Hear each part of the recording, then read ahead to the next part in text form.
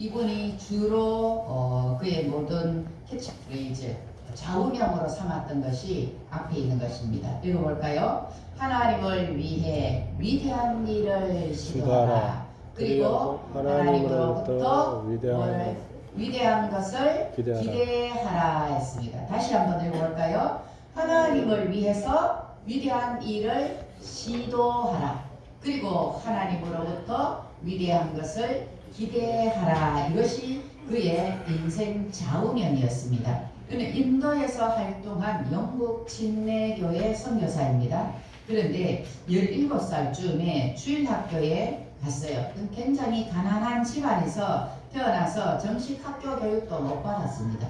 그냥 구두 수성공으로 그렇게 되어 있는데 주일학교에서 어느 날 선교사들에 대한 설교 말씀을 들었는 거예요. 그러면서 그의 마음속에 나도 선교사가 되었으면 좋겠다 이런 꿈이 생기기 시작했는 거예요. 이 구두 수성공에게. 그래서 그는 밤만 되면 와가지고 공부를 하기 시작을 했어요. 신약 성경을 공부하고 또 헬라어를 공부하고 그렇게 하면서 다른 나라, 다른 세계에 대해서 자기가 살고 있는 이 나라 말고 다른 세계에 대해서 호기심을 갖게 되었습니다.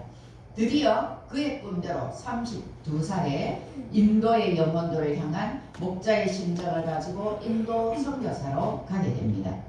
그렇게 하면서 거기에서 40년을 선교사로 활동을 해요.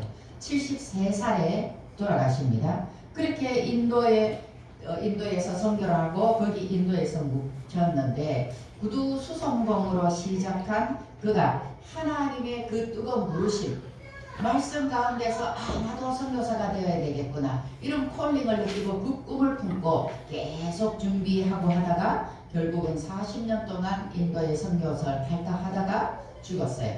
그렇게 했을 때 영국은 그를 어떻게 불렀느냐 하면은 제2의 종교개혁을 일으킨 아버지다. 그러면서 인도 사람들은 가장 위대한 성자에게 붙이는 호칭이 마투마라입니다. 마투마라라는 이름을 이 윌리엄 캐리에게 붙여줍니다. 그가 평생 일기를 썼는데 일기가 이제 죽고 난 다음에도 나타나잖아요. 일기에 어느 날 일기에 이렇게 기록되어 있다고 해요. 들어보세요.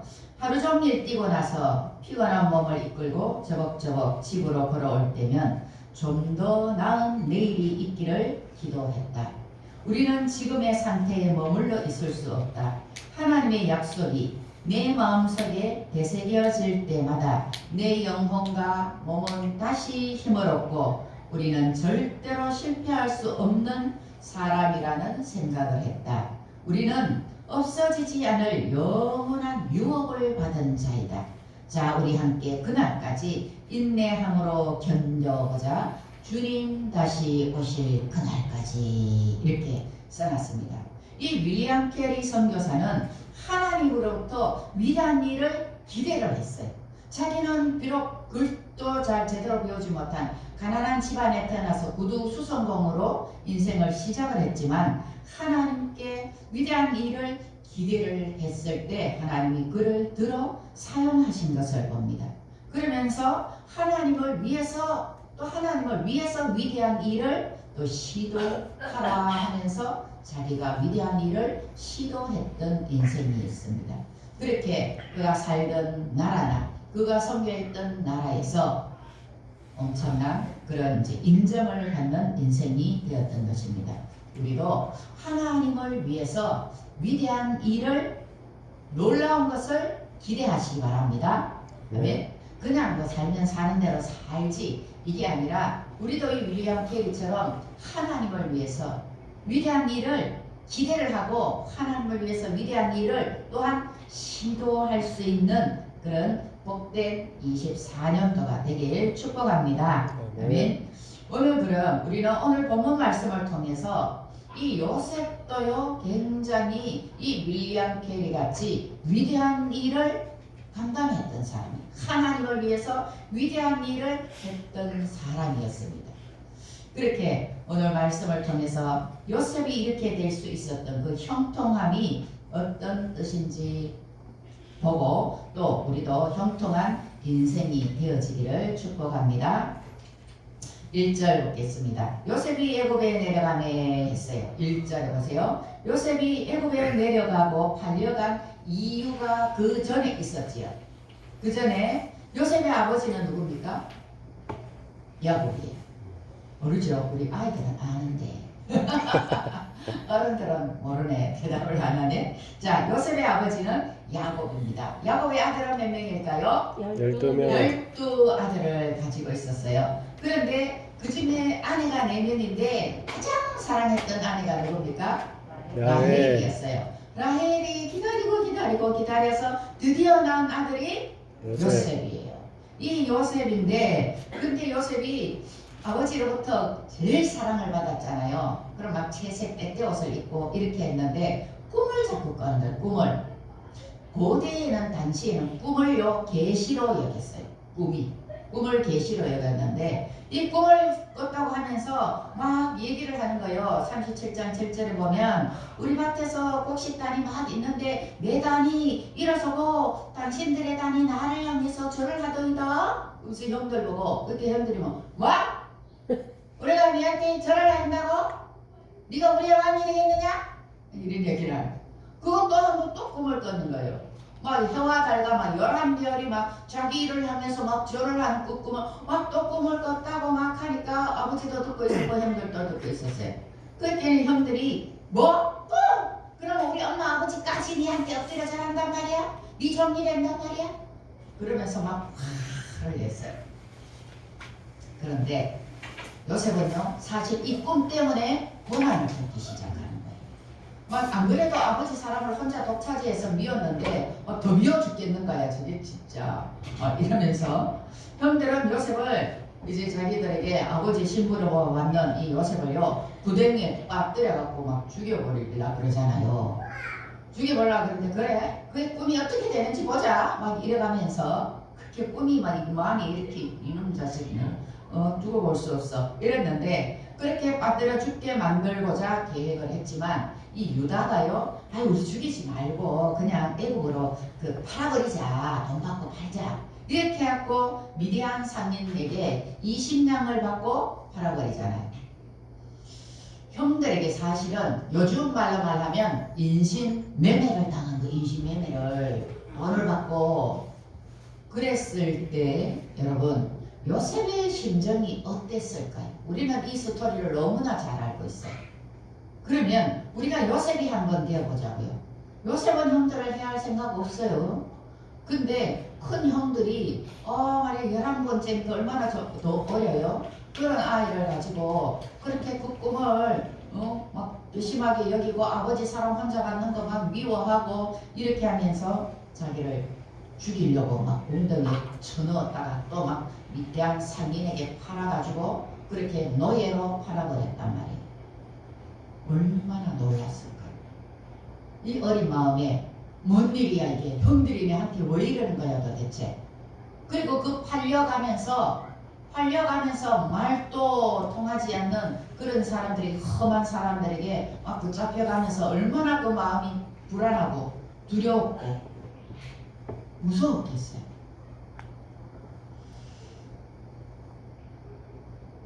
충격을 받았겠고 또 너무나 한당했겠고 뭐야 이거 억울하기도 했겠고 낙심되고 수치스럽고 부끄럽잖아요. 아버지에게는 가장 도련님같이 대우받다가 이제는 완전히 신발도 신지 못하는 그런 옷도 제대로 입지 못하고 신발도 신지 못하는 그런 노예의 상태가 되어버렸습니다.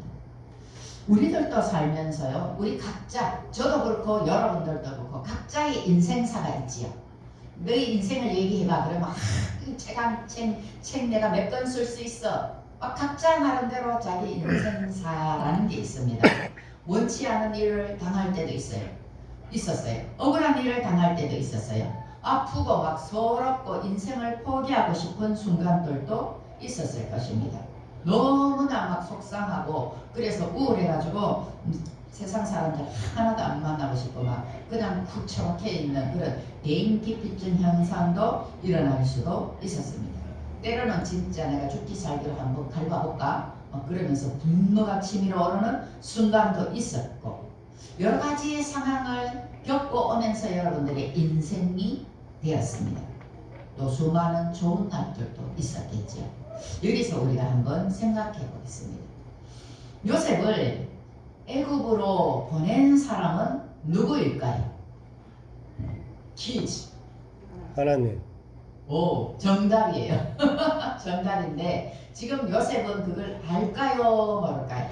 형들은 알까요? 모를까요? 형들은 알아. 자기가 팔아버린. 근데 어느 나라에 팔릴지는 모르는 거예요. 또. 네.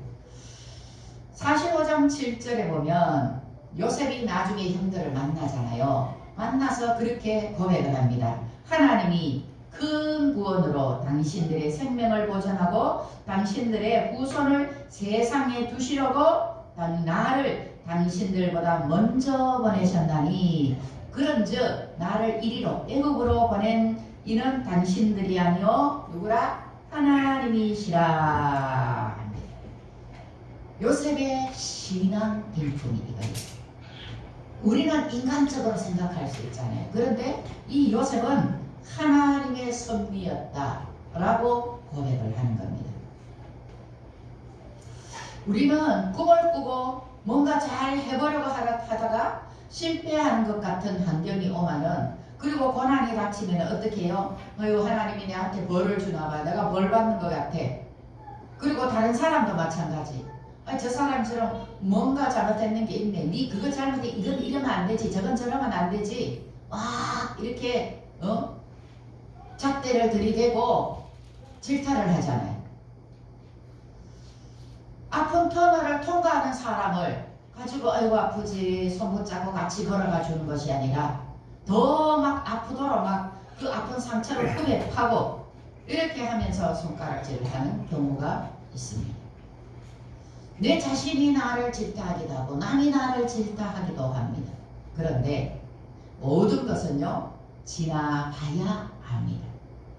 아, 지나고 보니까 하나님의 섭리가 있었구나 하는 걸 깨달아 알 수 있는 것입니다. 제가 얘기했지만 제가 구도나기 전에는요 저는 아무것도 할 수 없었어요. 거기에 매여서. 그런데 부도 나자마자 저는 날개를 달듯이 제 인생을 제 사명을 향해서 가게 내 인생을 살기 시작을 했어요. 그렇게 하면서 결국은 성례교회에 들어가고 그리고 전도사가 되고 목사가 되고 이런 과정을 올 수가 있었습니다. 그때는 부도날 때는 아무것도 없고 부끄럽기도 하고 막 사는 것도 힘들고 이랬지만은 그 지나고 보니까 아, 모든 것이 하나님의 섭리였구나 라는 것을 깨달아 알 수가 있었습니다. 2절에 한번 보세요. 여호와께서 요셉과 모함으로 함께함으로 뭐한 자가 되었다는 겁니까? 형통한 자가 되어 함께 읽겠습니다. 시작.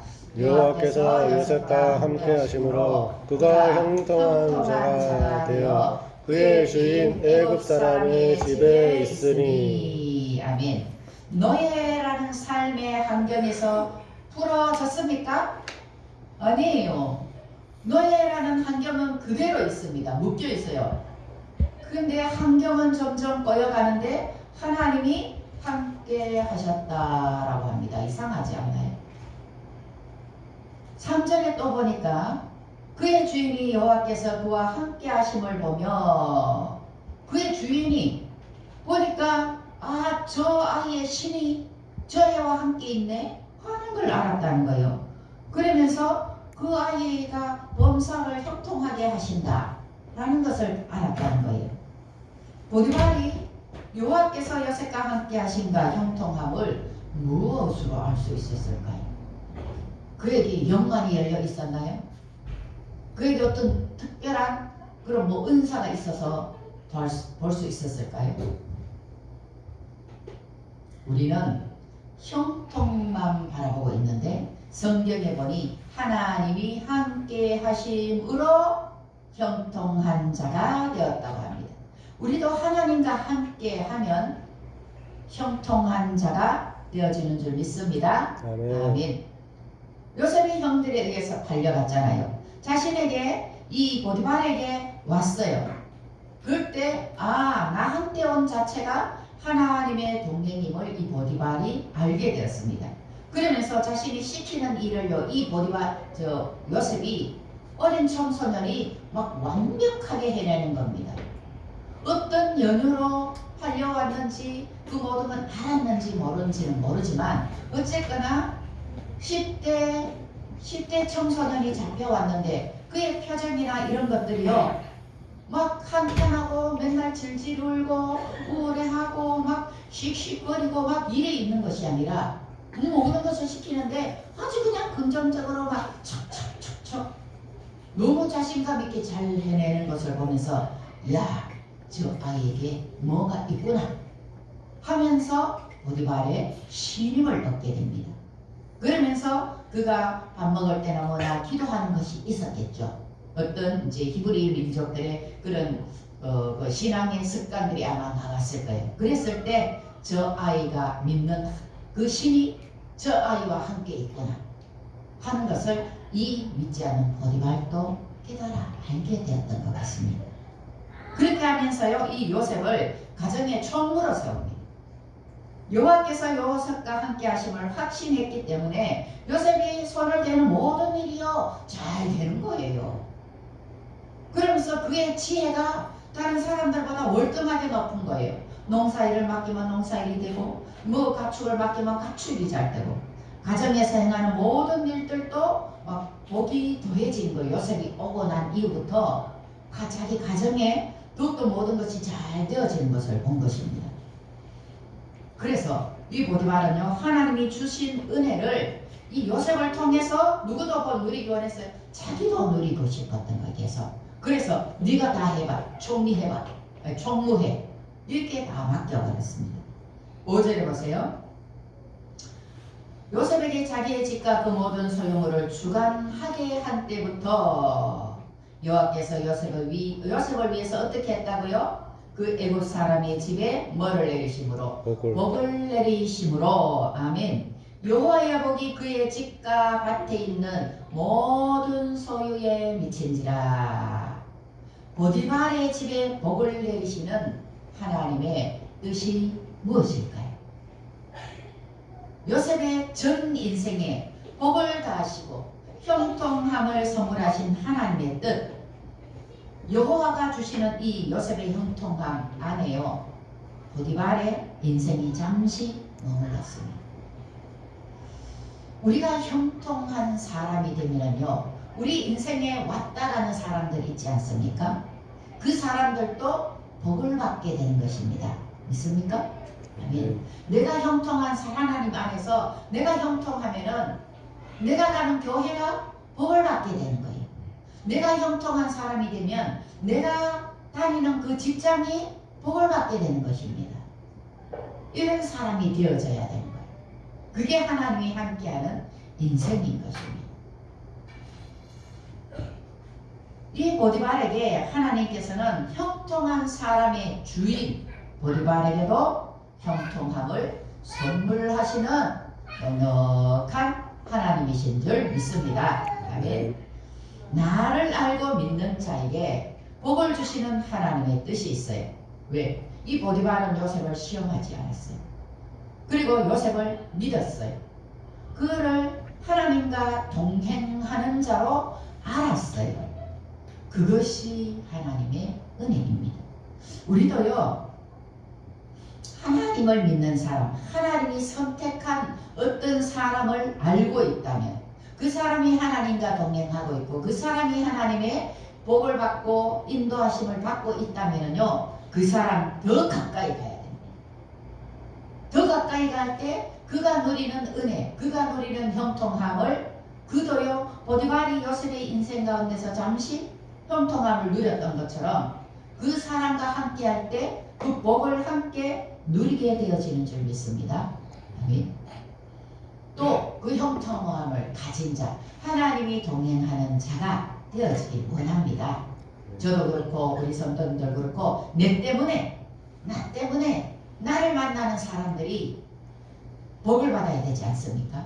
신앙이 더 좋아지고 더 든든해지고 더 은혜로운 그런 삶이 되어지도록 우리가 더 하나님의 나라를 위해서 또 그 우리의 삶이 하나님의 인도하심을 잘 받기 원합니다. 그리고 6절에 보세요. 하반절에 뭐라고 나와요? 요셉의 용모가 나오지요. 요셉은 어떤 사람이라고요? 빼어나고 아름다웠다. 용모가 빼어나. 빼어나고 아름다웠더라. 근데 성경에서 왜 요셉의 용모 이야기가 등장을 할까요? 용모가 뛰어난 요셉을 유혹하는 보디발의 아내 이야기가 몇 절부터 나올까요? 뒤부터 나옵니다. 10절부터 나옵니다. 하나님의 형통함 안에 있는 요셉에게도 예? 세상적인 시험이 존재한다는 것입니다. 외경에 보면은 이건 성경이잖아요. 외경은 정경 이 성경으로 들어오지 않는 다른 어떤 기록물이 있어요. 네, 이 외경에 보면은 이 여인이요 1년을 넘게 요셉을 유혹했다고 나와 있어요. 1년을 넘게 유혹했다는 거 뭐요? 끈질기게 유혹했다는 거예요. 이 아줌마가 젊은 아를 갖다가 끈질긴 유혹. 그럼에도 불구하고 요셉은 어땠어요? 넘어가지 않았어요.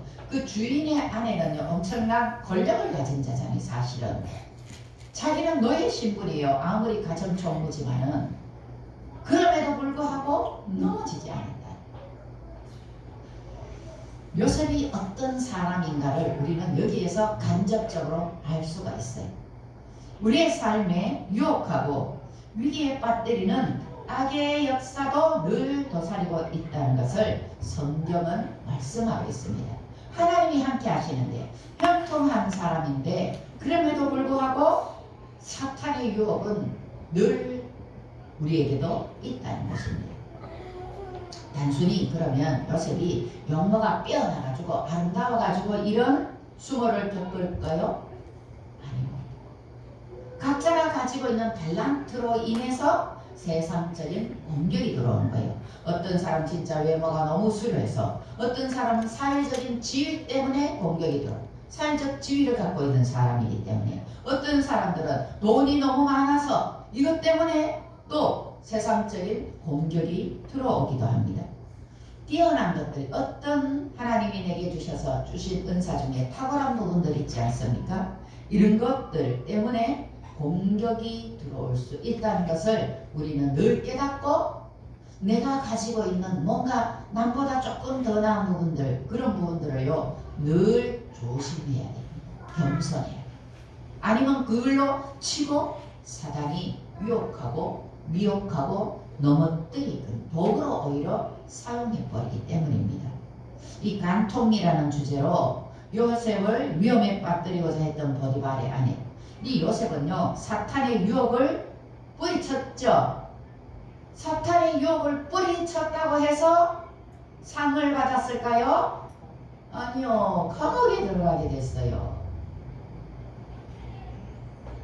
주인 보디발의 신의를 지키기 위해서요 애썼잖아요. 그런데 그 주인에게요 뭐 불같이 화를 당하고 보디발과의 신뢰관계가 막 깨어져 버리면서 보디발이 그를 옥에 넣어 버렸습니다. 얼마나 억울해요. 얼마나 내가 주인의 진짜 아내를 안 건드리려고 유혹에 넘어가지 않을 얼마나 했었는데 주인 그럴 수가 있습니까? 나를 어떻게 믿지 않고 감옥에 쳐넣을 수가 있습니까? 이런 믿었고 신의를 지켰고 충성했잖아요. 자기 때문에 그 보디발의 집이 복을 받았잖아요. 그런데 결국은 뭐예요? 결론은 버림받았습니다. 오해받는 그 마음이 얼마나 힘들었겠어요. 그냥 아직 어린 사람이에요. 겨우 해봐야 20대. 그러나 그런 억울함과 인간적인 신뢰가 무너지면서 여주인을 강간 미수범으로 감옥에 들어갑니다. 여러분이 만약 요셉이라면 어떻게 했을 것 같아요? 유를 받으면서 죽어보잖아요. 그리고 하나님은 살아계시지 않는 거 아닙니까? 내가 이렇게 애를 쓰고 힘쓰고 그리고 하나님 앞에 범죄치 않기 위하여서 그 여인의 유혹을 뿌리치면서 옷을 막 벗어제키면서 뛰어나왔는데 하나님 어떻게 이럴 수가 있습니까? 이런 하나님 내가 계속 믿어도 됩니까?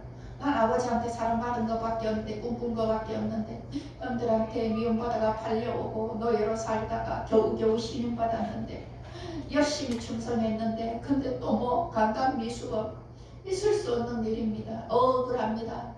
그러면서 하나님을 불신하지 않겠어요?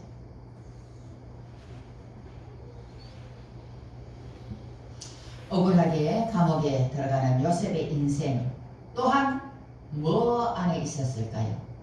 하나님의 계획 안에 있었습니다. 믿습니까? 여러분, 때때로 우리가 고난도 축복이구나 라는 것을 하나님은 경험시킬 때가 있어요. 고난의 풀무 속에 막 집어넣어요. 내가 어떤 잘못을 해서가 아니라 그런 환경을 막 몰아갈 때가 있어요. 그럴 때 어떻게 해요?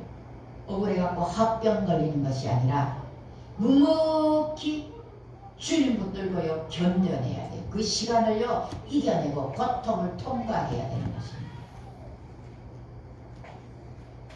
한 사람을 세워가시는 과정을 보며 나는 어떻게 살아야 할지 우리가 충분히 기도하면서 고민하고 하나님을 더 깊이 알기를 원합니다. 이런 성경을 통해서요, 성경의 인물들이 나오잖아요. 그런 인물들을 통해서 우리의 삶을 적용시킬 수 있는 거예요. 아, 성경의 인물도 이렇게 했었구나. 실존 인물들이잖아요, 이 사람들. 그러면서 아, 하나님이 내 인생 가운데도 지금 이런 일을 겪게 하는 것은 다 하나님의 나름의 계획이 있구나. 그래, 이때 요셉이 얼마나 힘들었을까. 이렇게 생각하면서 나보다 내가 그래도 덜하네, 내가 그래도 덜 억울하네 이러면서 말씀 가운데 또 위로받고 힘을 얻기도 하는 것입니다. 여러분, 적용하는 질문하겠습니다. 여러분은 형통한 사람입니까? 형통한 사람입니까? 아멘. 아닙니까? 안 형통합니까? 저는 형통한 사람입니다. 하나님의 뜻 안에 있다고 해도 공경에 처할 수 있음을 인정하고 또 상황과 역경을 잘 견디고 이겨내시기 축복합니다. 아멘. 그리고 나의 위기가 하나님의 계획 안에 있었던 경험이 혹시 있으세요? 이거 진짜 위기인데? 이런데 지나가 보니까 하나님의 계획 안에 있었네. 이런 경험들이 있죠. 고난을 지나고 나면은요, 지나고 나면 이 고난을 덮고도 남는 넘치는 은혜가 있었다는 것을 깨달아 알게 될 것입니다. 그러면서 우리는 그때 하나님을 향한 간증이 있게 할 말이 있는 것, 어디 가나 내가 만난 하나님을요 수도 없이 시간도 없이 계속 얘기할 수 있게 되는 것입니다. 고통의 시간에 하나님을 볼 수 있는, 느낄 수 있는 눈이 열리길 축복합니다. 그리고 또 하나 질문하겠습니다. 죽음에 직면하고 팔려갔잖아요. 그리고 형들을 원망하는데 많은 시간을 보냈을까요? 아니에요. 새로운 환경에 최선을 다해서 적응했습니다. 그리고 나의 삶에 적용하면서 이것을요 어려울 때 어떻게 말씀 붙들고 살아야 할까? 나도 버림받고 죽임을 당할 위기에 있었더라도 하나님이 건져내셨다. 그리고 보내신 그곳에서 뭘로 살아가는 거예요? 그리스도인으로 살아가는 것. 종살이를 하더라도 최선을 다해서 열심히 자신의 일을 해나갔던 요셉을 기억하면서 우리도 어떤 상황에서든지 우리는 최선을 다해서 우리의 삶을 열심히 고지란히 살아야 됩니다. 내 모든 형편 잘 아는 주님. 사람은 내 모든 형편과 처지를 잘 몰라요. 그렇지만 내 모든 형편과 처지를 가장 잘 알고 정확하게 알고 계시는 분은 하나님이십니다. 그리고 나의 갈 길 다가도록 예수 인도하시니 이런 찬양을 부르면서 우리가 하나님께서 가장 아름다운 길로, 합당한 길로, 형통한 길로 나를 인도하실 줄 믿습니다. 라면서 신앙 고백적인 그런 찬양을 우리가 우리의 입술에서 올려 드려야 되겠습니다. 그러면서 내가 있는 그곳, 내가 처한 그 자리에서 말씀과 동행하면서 감사합니다 할렐루야, 예수님 감사합니다 할렐루야 하면서 매일매일을 말씀과 함께 주님과 아름답게 엮어 가시기 바랍니다. 불평과 원망이 시시때때로 올라오는 나에게 매일매일 뭘 먹여야 되느냐면 불평과 원망을 먹이는 것이 아니라 말씀을 먹이는 겁니다. 매일매일. 그래서 매일매일 365일 말씀 속을 걷자고 하는 거예요. 그래야 넘어지지 않습니다. 그래야 주님의 손을 놓치지 않는 것입니다. 그럴 때 언젠간 드디어 주님 이런 뜻이 있으셨군요 고백하게 되는 것입니다. 여러분 세상으로부터 유혹받지 마세요. 나태와 안일에 빠지지 마세요. 마음의 시험 들지 마세요. 사람의 말 한마디에 넘어지고 자빠지고 그 사람의 말 한마디 붙들지 말고 주님의 약속한 말씀 붙드시기 바랍니다. 주님의 수많은 약속의 말씀을 읽는데 왜 사람의 한마디 두 마디에 그런데 그걸 붙들고 넘어지고 우울에 빠지고 하십니까? 하루도 쉬지 말고 말씀을 내 삶 속에 적용시켜 나가는 그런 인생 되기를 축복합니다. 우리는 요셉을 보면서 운명이네. 요셉이 총무로 되기 위해서 이스라엘 민족을 구원하시기 위해서 요셉을 하나님이 보냈네. 운명론이네. 이런 운명론에 젖어 들어가면 안 됩니다. 하나님이 주권이 있기는 있어요. 하나님의 주권이 있지만 그 고난과 형통한 가운데서도 최선을 다해서 하나님을 믿고 말씀 따라 기도하면서 나아갈 때 하나님이 그 사람을 하나님의 역사에 사용하시는 것입니다. 예수님의 제사함을 받은 우리들입니다. 우리가 하나님이 주신 형통한 인생을 살기 위해서는 어떻게 해야 될까요? 늘 우리 가운데 도사리고 있는 죄의 유혹에 빠지지 말아야 합니다. 죄의 유혹을 이길 수 있는 힘은 어디서 나올까요? 내 속에서 나오지 않아요. 말씀에 있어요. 말씀. 여호수아 1장 8절에 이런 말씀이 있습니다. 여호수아 8장 1장 8절에 여호수아 하나님께서 여호수아에게 말씀합니다. 읽어보겠습니다. 시작.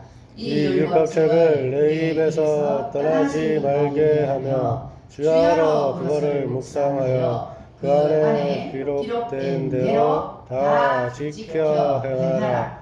그리하면 내 길이 평탄하게 될 것이며 내가 형통하리라. 아멘.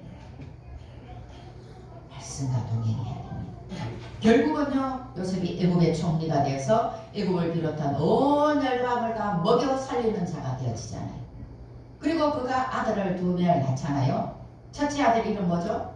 므낫세. 둘째 아들 에브라임. 므낫세의 이름이 뭘까요? 내 모든 고통을, 내 아버지 집과 내 모든 고통을 다 잊게 하셨다. 그의 삶이 고통스러웠다는 거, 안쓰러웠다는 거예요. 고통스러웠다는 거예요. 아버지 집도 생각나고 아버지도 생각나고 보고 싶고 형들도. 그런데 하나님께서는 그에게 은혜를 베푸셔서 드디어 그 모든 것을, 고난과 고통을, 내 아버지의 집의 것들을 다 잊을 만큼 그보다 더 큰 은혜를 덮어주셨다. 그래서 아들의 이름을 그렇게 짓습니다. 그리고 에브라임은 뭔 뜻이에요? 거기에서, 그 땅에서 나를 번성하게 하셨다 고백합니다. 우리도 어떤 고난과 힘듦이 있어도요, 말씀 붙들고 주님과 동행하면서 이겨내십시다. 그래서 우리도 내 고통을 이기게 하셨다, 잊어버리게 하셨다, 이 복을 받으면서, 그리고 드디어 나를 마침내 백배의 복, 마침내 번성케 하셨다, 이런 간증을 할 수 있기 원합니다. 아멘. 그래서 말씀대로 믿고 말씀대로 살아서 우리가 말씀대로 누려야 되지 않겠습니까? 인생의 형통함을 다 누릴 수 있는 모두가 되기 원합니다. 아멘. 찬송.